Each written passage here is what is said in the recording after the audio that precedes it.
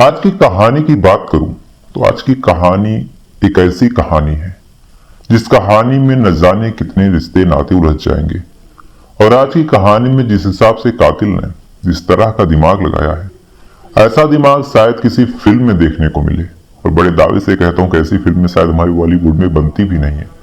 जिस तरह का दिमाग उसने लगाया, जिस हिसाब से उसने सबूत को छुपाया, और बाद में जब इस मामले का खुलासा हुआ तो न केवल आसपास के सारे लोग हैरान थे, बल्कि पुलिस वाले, खासकर जो इस केस की इन्वेस्टिगेशन ऑफिसर थे, माननीय अखिलेश चौरसिया, इस केस का खुलासा करने के बाद कहीं ना कहीं वो भी बड़े हैरान होते हैं कि किस जहीन दिमागिता का कातिल था। यानी कातिल तो कई होते हैं, लेकिन जिस तरह से इसने दिमाग लगाया, जिस हिसाब से इसने सारी चीजें की, ऐसी मिसाल शायद हमारे हिंदुस्तान में एकाध मिलती है। आज की कहानी उत्तर प्रदेश की है। कहानी उत्तर प्रदेश के एक थाने की है और इस थाने का नाम है बिथरी थाना। दरअसल इसी बिथरी थाना के पदारतपुर में एक डॉक्टर का परिवार रहता था। परिवार के मुखिया डॉक्टर फारूक, पास में उनका एक क्लिनिक था।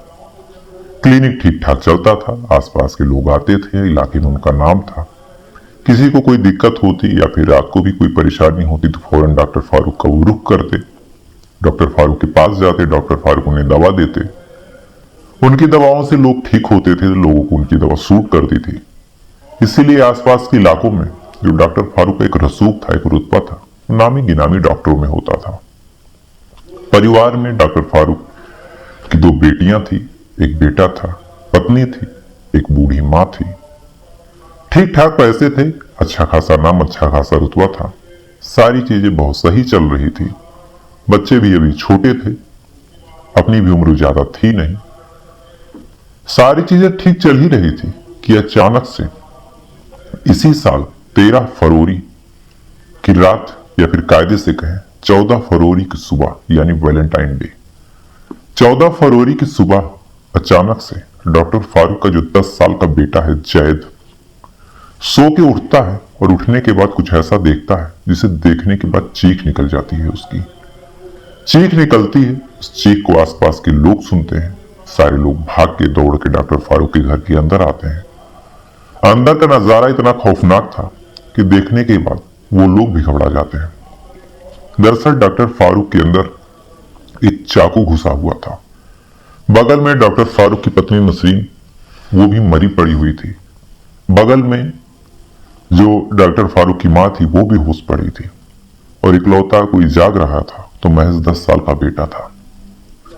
अब ये चीज देखने के बाद जो आसपास के लोग थे फौरन बिथरी थाने में फोन करते हैं, बताते हैं कि जो डॉक्टर फारूक है उनके घर पे किसी ने हमला कर दिया है और ये सारी चीजें हो गई हैं। डॉक्टर फारूक की भी शायद हालत गंभीर है, पत्नी भी शायद बचे या मरे, कुछ कहा नहीं जा सकता, मां भी बेहोश है। लिहाजा अगर आप जल्द से जल्द आ जाइए, जल्द से जल्द इन्हें हॉस्पिटल लेके जाइए, पूरे क्राइम सीन को कब्जे में लीजिए और इस मामले को जल्द से जल्द सुलझाइए। अब ऐसा फोन एक सम्मानित डॉक्टर के परिवार के लिए आता है तो पुलिस महकमे में और उस थाने में एक तरह से हड़कंप मचती है। हड़कंप मचती है, थाने वाले फौरन भाग के घर की तरफ जाते हैं। जाने के बाद उस घर को अपने कब्जे में लेते हैं। सारे लोग का आना जाना रोकते हैं और सबसे पहले चेक करते हैं कि कौन कौन बचा है, कौन कौन मरा है। डॉक्टर फारूक की पत्नी को चेक करते हैं तो उसकी सांसें टूट चुकी थी, वो मर चुकी थी। इसीलिए डॉक्टर फारूक की पत्नी को पोस्टमार्टम के लिए भेजते हैं, उसकी बॉडी को। डॉक्टर फारूक के अंदर एक चाकू घुसा हुआ था, लेकिन किस्मत ऐसी थी कि वो चाकू ज्यादा अंदर तक नहीं गया, महज थोड़ा सा खून बहा था। जैसे तैसे करके उस चाकू को निकाला गया, मलहम पट्टी की गई और जो डॉक्टर फारूक की मां थी वो महज बेहोश थी। यानी 3 लोगों के ऊपर हमला हुआ था, 1 लोग मर चुके थे, 2 लोग घायल थे। अगर कोई सुरक्षित था तो महज 10 साल का बेटा जैद था, और महज वो इसलिए सुरक्षित था क्योंकि जब ये सारी चीजें हो रही थी तो ये सो रहा था। अब इतनी बड़ी घटना जब पदारतपुर गांव में घटती है तो सारे लोग एक तरह से हड़कंप में आ जाते हैं, सकते में आ जाते हैं कि आखिर हुआ क्या था, किसने किया था, कौन आके ऐसा कत्लेआम मचाया था। इस बात को जानने के लिए सारे लोगों में जिज्ञासा थी, कौतूहल थी। सबसे जल्दी पुलिस वालों को थी, चूंकि मामला एक सम्मानित डॉक्टर के परिवार का था। पुलिस वाले सबसे पहले जो 10 साल का बेटा जैद है उससे पूछते हैं कि क्या कुछ हुआ था। पत्नी मर ही चुकी थी, डॉक्टर साहब भी होश में आते हैं, उनसे भी पूछा जाता है। तो जैद ने और डॉक्टर फारूक ने एक कहानी बताई और इस कहानी के हिसाब से जो कुछ हुआ था वो महज इतना सा था कि कुछ लोग आते हैं, आने के बाद घर में लूटपाट करने की कोशिश करते हैं। अब ये बात जब पुलिस वाले सुनते हैं तो फौरन पूछ लेते हैं कि आपके घर में सिक्योरिटी थी, घर में लॉक लगा हुआ था, आमतौर पे कोई सोने जाता है घर के दरवाजे बंद कर लेता है, तो उन्होंने एंट्री कैसे ली?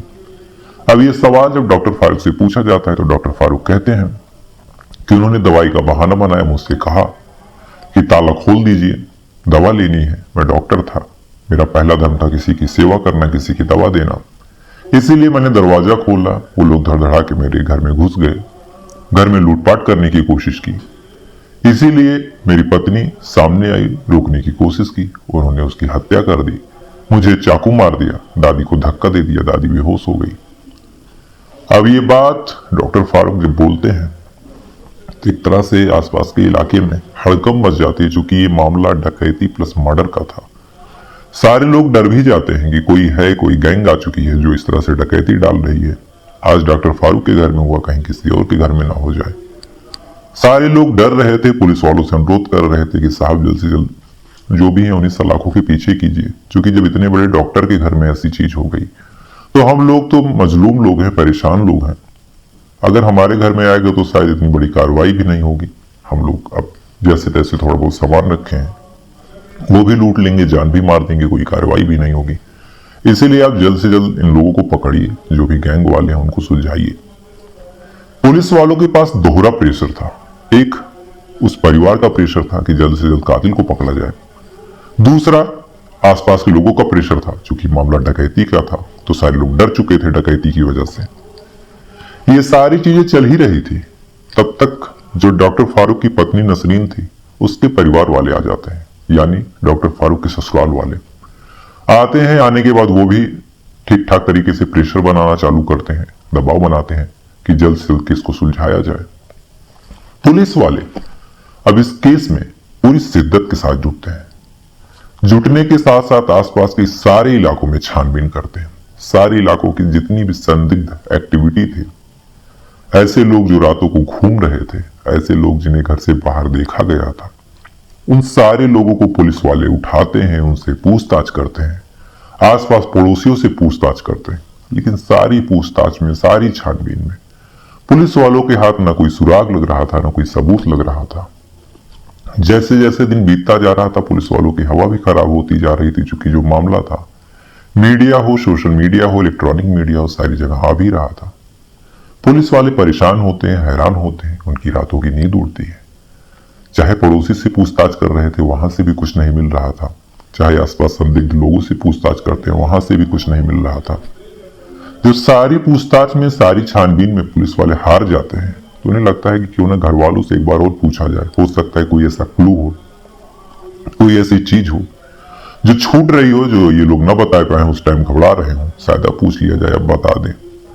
इसी उम्मीद के साथ पुलिस वाले उस 10 साल के बेटे जैद से पूछताछ करते हैं और कहते हैं कि बेटा, जब तुम देख रहे थे कि कितने लोग थे, तो आपने देखा था कि कैसे लोग थे, क्या कदकाठी थी, कितने लोग थे? अब जैद से जब ये सवाल पुलिस वाले पूछते हैं तो 10 साल का मासूम बड़ा अजीब सा उत्तर देता है। वो कहता है कि साहब, मैंने देखा नहीं था किसी को, ये सारी बात तो मुझे मेरे पिता ने बताई कि इतने लोग आए थे, उन्होंने हमला किया, ये सारी चीजें हुई, मैं तो सो रहा था, मुझे कुछ पता ही नहीं है। अब ये बात जब पुलिस वाले सुनते हैं तो उन्हें बड़ा अजीब लगता है कि अगर घर में डकैती पड़ रही है, एक के ऊपर चाकू से हमला हुआ, एक का गला दबा के कत्ल कर दिया गया, तो ऐसा कैसे हो सकता है? वहीं बेड पे 10 साल का बेटा, 10 साल की उम्र थोड़ी सी कम नहीं होती है, ठीक ठाक शरीर हो जाता है, तो 10 साल का बेटा अगर सो रहा था तो उसे भनक तक कैसे नहीं लगी? ये सवाल पुलिस वालों को कहीं ना कहीं खाए जा रहा था। अब चूंकि जैद ने अपने पिता का नाम लिया था कि ये सारे घटनाक्रम के बारे में मेरे पिता ने मुझे बताया, इसीलिए पुलिस वाले जैद के पिता डॉक्टर फारूक को उठाते हैं। उठाने के बाद जैसे ही पूछताछ करने की कोशिश करते हैं, तैसे ही पूरे इलाके के लोग थाने पहुंच जाते हैं और सीधे सीधे शब्दों में कहने लगते हैं कि एक तो इनके घर पे इतना बड़ा हादसा हुआ है और आप इन्हीं से पूछताछ कर रहे हैं। पुलिस वाले आसपास के लोगों को समझाते हैं कि ये हमारे जांच का एक प्रक्रिया है, एक सिस्टम है, हम इसी सिस्टम से काम करते हैं, आप लोग को कॉपरेट करना चाहिए। चीजें चलती रहती हैं, गांव के प्रधान वगैरह के मामले में दबाव बनाते रहते हैं। लेकिन जैसे जैसे डॉक्टर फारूक से पुलिस वाले पूछ रहे थे, चाहे घटनाक्रम के बारे में, चाहे उस क्राइम सीन के बारे में, चाहे सामान की चोरी के बारे में कि क्या कुछ गायब हुआ, क्या कुछ लूटा गया, सारी चीजों में जो डॉक्टर फारूक था बड़ा अजीब तरीके से जवाब दे रहा था। पुलिस वालों की जो नजर है बड़ी बारखी होती है, मैंने हर वीडियो में कहा है। फौरन इस चीज को पुलिस वाले भांपते हैं और अचानक से अपनी पूछताछ का जो रवैया है उस रवैये को चेंज करते हैं और इस बार सख्ती से पूछताछ करते हैं। अब जैसे ही सख्ती से पूछताछ करते हैं और इस बात की भनक गांव में जाती है, गांव वाले और नसरीन यानी कि जो मरी थी उसके माँ बाप और भाई, ये सारे लोग फिर से अपने दामाद के, अपने गांव के उस डॉक्टर के प्यार में पड़ते हैं और थाने आते हैं, फिर से कहते हैं कि आप गलत कर रहे हैं, आप जांच नहीं कर पा रहे हैं तो घर वालों को ही परेशान कर रहे हैं। पुलिस वाले फिर जैसे तैसे समझाते हैं, फिर मान मनोवल होती है, फिर से पूछताछ जारी होती है। तो लगभग 18 से 20 घंटे ये क्रम चलता रहता है। कभी पुलिस वाले समझा बुझा के भेजते, कभी वो लोग आके समझाते बुझाते कि ये डॉक्टर साहब बेकसूर है, आप परेशान कर रहे हैं। सारी चीजें हुई, सारी पॉलिटिकल चीजें उसमें एक्टिव हुई, लेकिन अंत में पुलिस वाले हार नहीं मानते और डॉक्टर फारूक से जब काफी सख्ती से अपने पुलिसिया अंदाज में पूछताछ करते हैं तो अंत में डॉक्टर साहब जो थे वो टूटते हैं और टूटने के साथ साथ कहते हैं कि साहब जो कत्ल था वो मैंने ही किया है। अब ये बात जब पुलिस वाले सुनते हैं तो फिर से पुलिस वाले चौंकते हैं कि अगर कत्ल डॉक्टर फारूक ने किया तो अगर कत्ल इसने किया है, इसने अपनी पत्नी की हत्या की, तो इसके शरीर के अंदर चाकू कैसे घुस गया, इसके सर पे कैसे चोट लगी। सारी चीजें पुलिस वालों के लिए बड़ी अजनबी सी लगती हैं। बहरहाल डॉक्टर फारूक से अब पुलिस वाले पूरी कहानी पूछते हैं तो जो कहानी डॉक्टर फारूक बताता है, इस कहानी के हिसाब से जो डॉक्टर फारूक और नसरीन थी, इन दोनों की शादी कई साल पहले हुई थी। शादी के बाद 2 बेटियां होती हैं, एक बेटा होता है। सारी चीजें ठीक ठाक चल रही थी, दोनों पति पत्नी में काफी प्यार था। लेकिन इसी बीच डॉक्टर फारूक की जिंदगी में एंट्री होती है नसरीन की बहन की, यानी डॉक्टर फारूक की साली की। साली को देखता है डॉक्टर फारूक, देखने के बाद फौरन पसंद कर ले लगता है। साली भी डॉक्टर फारूक के प्यार में पड़ जाती है। दोनों आए दिन बात करते, आए दिन एक दूसरे से मिलते, लेकिन जब जब डॉक्टर फारूक उससे शारीरिक संबंध बनाने की कोशिश करता तो लड़की कहती कि मैं शारीरिक संबंध तभी बना सकती हूँ जब तुम मुझसे शादी करो। अब डॉक्टर फारूक पहले से शादीशुदा, अपनी साली से शादी कैसे करें, चूंकि आज के टाइम में 2 शादी एक तरह से पॉसिबल नहीं है। डॉक्टर फारूक को अपनी साली से संबंध बनाना था, साली थी कि बिना शादी के संबंध नहीं बना रही थी। ये चीजें लगभग 1.5 सालों तक चली, यानी साल 2022 से साली से इसका अफेयर था, साल 2023 तक चली। साल 2023 तक जब ये चीजें चलती हैं, अंत में यही जब साल 2023 का वैलेंटाइन वीक आता है तो डॉक्टर फारूक कभी उसे रोज देता है, कभी चॉकलेट देता है, मीठी मीठी बातें करता, बार बार संबंध के लिए कहता, बार बार सारी चीजें कहता। अंत में जब साली परेशान हो जाती है, एक तरह से कहें तो घबरा जाती है या फिर इसके प्यार में पागल हो जाती है, इसके दिमाग में क्या था तो साली ही जाने, तो अंत में एक लाइन बोलती है और इस लाइन में कहती है अगर तुम्हें मेरे साथ संबंध बनाना है तो मुझे शादी कर लो, और शादी अगर ऐसे पॉसिबल नहीं है तो एक काम करो, दीदी को रास्ते से हटा दो। अब ये बात जब डॉक्टर फारूक सुनता है तो हो सकता है साली ने यूं ही कह दिया हो, लेकिन डॉक्टर फारूक इस बात को बड़ी गंभीरता से लेता है। लेने के साथ अपनी पत्नी नसरीन के कत्ल का प्लान बनाने लगता है। प्लान बनाने के साथ साथ प्लान को एग्जीक्यूट करता है और एजुकेशन में सबसे पहले अपनी दोनों बेटियों को उनके मामा के घर ननिहाल भेज देता है। बेटियों को भेजता है, भेजने के बाद इसकी किस्मत ऐसी थी कि कुछ ही टाइम पहले इसकी माँ का हार्ट का एक्सीडेंट हुआ था, हार्ट टूट गया था। माँ को थोड़ा बहुत दर्द हो रहा था तो माँ को ये नींद की दवा दे देता है, कहे तो नशे का इंजेक्शन। माँ को इंजेक्शन देता है, देने के बाद माँ सो जाती है गहरी नींद में। 13 तारीख की रात को ये अपनी पत्नी के पास जाता है। पत्नी किचन में खाना बना रही थी, उससे बस एक शब्द पूछता है कि तुम मेरे प्यार में क्या कर सकती हो। पत्नी, अब कोई भी हो, पत्नी हो या पति हो, जब अपना पार्टनर ऐसा बोलेगा तो पत्नी कहती है कि मैं तो तुम्हारे प्यार में जान दे दूंगी। इतना नसरीन कहती ही है कि जो डॉक्टर फारूक था उसे गले लगा लेता है और कहता है कि ठीक है तुम जान दे दो। पत्नी को लगता है कि ये मजाक कर रहा है, लेकिन इससे पहले कि नसरीन कुछ समझ पाती, ये नसरीन के मुंह को दुपट्टे से बांध देता है और ऐसा बांधता है कि नसरीन चीख नहीं पाती। मुंह को बांधता है, बांधने के बाद नाक को दबा देता है ताकि नसरीन सांस न ले पाए। और चूंकि ये डॉक्टर था तो बड़ा जहीन दिमागी था, महज एक उंगली से अपनी पत्नी का गला घोटता है ताकि अगर फिंगरप्रिंट ये सारी चीजें भी हो तो ये जल्दी फंसे ना। अपने एक उंगली से अपनी पत्नी का गला घोटता है। घोटने के बाद कुछ देर तक चेक करता है कि पत्नी मरी या बची। जब इसे तसल्ली हो जाती है कि जो उसकी पत्नी है वो मर चुकी है, अब इसके बाद ये अपने डिफेंस को तैयार करता है। सबसे पहले क्लिनिक से ये दवा ला चुका था, सुन्न करने के इंजेक्शन को निकालता है। निकालने से पहले घर के सारे सामान को बिखेर देता है, जितने जेवरात थे, जितने गहने थे, उनको एक पॉलिथीन में करके कहीं छुपा देता है। छुपाने के बाद सुन्न का इंजेक्शन निकालता है, अपने पेट पे इंजेक्शन लगाता है। लगाने के बाद ब्लेड से अपने पेट को थोड़ा सा कट करता है। कट करने के दौरान ये चेक भी कर रहा था कि कहीं कोई नाजुक अंग न डैमेज हो जाए। बड़ी बारीकी से कट करता है, उसके अंदर थोड़ा सा चाकू घुसेड़ लेता है। अब चूंकि ये सुन्न का इंजेक्शन लगा चुका था तो इसे बिल्कुल दर्द भी नहीं होता।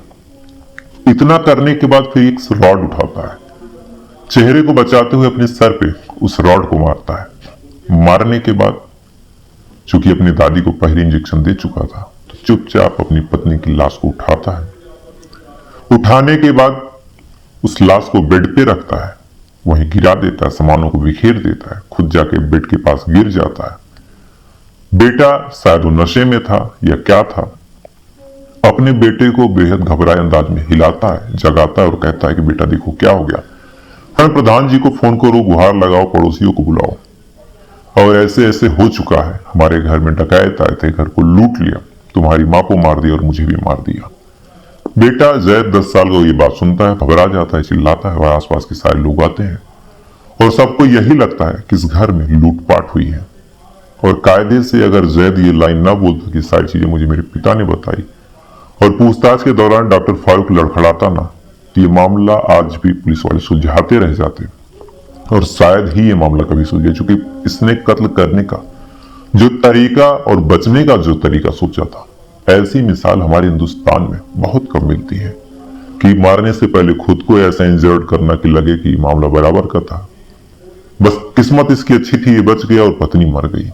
दोस्तों, अगर आज की क्राइम की सच्ची कहानी आपको पसंद आए तो कमेंट बॉक्स में अपनी राय जरूर दें और आने वाली सच्ची कहानी सुनने के लिए चैनल को जरूर सब्सक्राइब करें।